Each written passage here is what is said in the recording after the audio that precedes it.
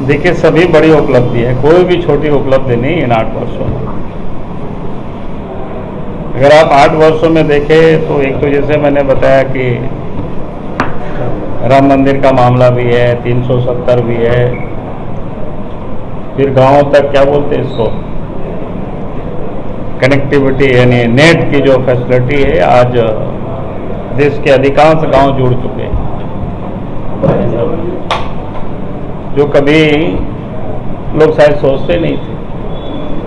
अब तो 5G भी भारत में आ गया। तो हमने कहा कि भाई कौन सी आखिर आपको बताएं कि एक तो कोरोना काल में जो वैक्सीन का जो भारत में तैयार की गई, ये अपने आप में बहुत बड़ी उपलब्धि है। और इस कोरोना काल में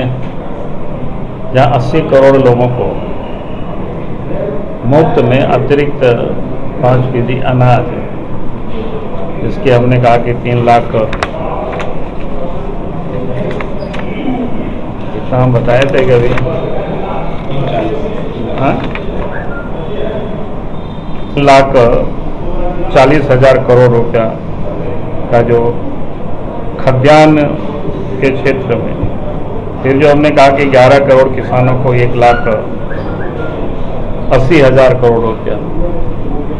और फिर सबसे बड़ी बात तो क्या है ना, डीबीटी के माध्यम से देश सरकार के कालखंड में 225 खरब रुपया को ट्रांसफर किया गया सिर्फ गरीबों के लिए सीधा।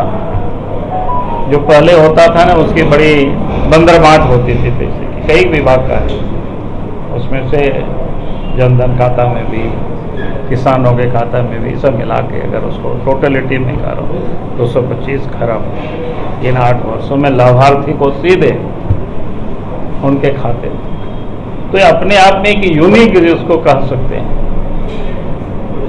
तो इस प्रकार के योजना जो कभी कोई सोच भी नहीं सकता था, फिर देश को जो मजबूती प्रदान की है, देश की जो मान सम्मान दुनिया के अंदर, जो भारत की आज जो प्रतिष्ठा है,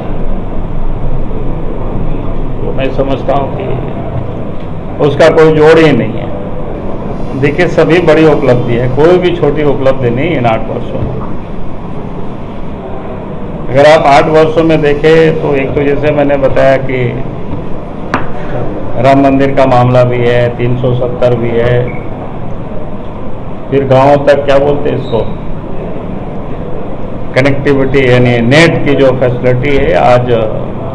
देश के अधिकांश गांव जुड़ चुके हैं। जो कभी लोग शायद सोचते नहीं थे, अब तो 5G भी भारत में आ गया। तो हमने कहा कि भाई कौन सी आखिर आपको बताएं कि एक तो कोरोना काल में जो वैक्सीन का जो भारत में तैयार की गई, ये अपने आप में बहुत बड़ी उपलब्धि है। और इस कोरोना काल में जहाँ 80 करोड़ लोगों को मुफ्त में अतिरिक्त 5% अनाज, जिसके हमने कहा कि 3 लाख, कितना हम बताए थे कभी, हाँ, 1,40,000 करोड़ रुपया का जो खाद्यान्न के क्षेत्र में, फिर जो हमने कहा कि 11 करोड़ किसानों को 1,80,000 करोड़ रुपया, और फिर सबसे बड़ी बात तो क्या है ना, डीबीटी के माध्यम से देश सरकार के कालखंड में 225 खरब रुपया को ट्रांसफर किया गया सिर्फ गरीबों के लिए सीधा।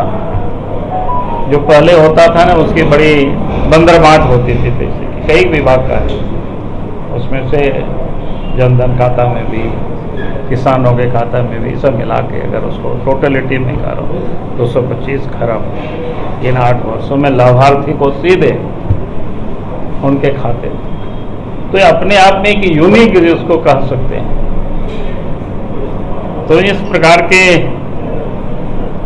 योजना जो कभी कोई सोच भी नहीं सकता था, फिर देश को जो मजबूती प्रदान की है, देश की जो मान सम्मान दुनिया के अंदर जो भारत की आज जो प्रतिष्ठा है, वो मैं समझता हूँ कि उसका कोई जोड़ ही नहीं है।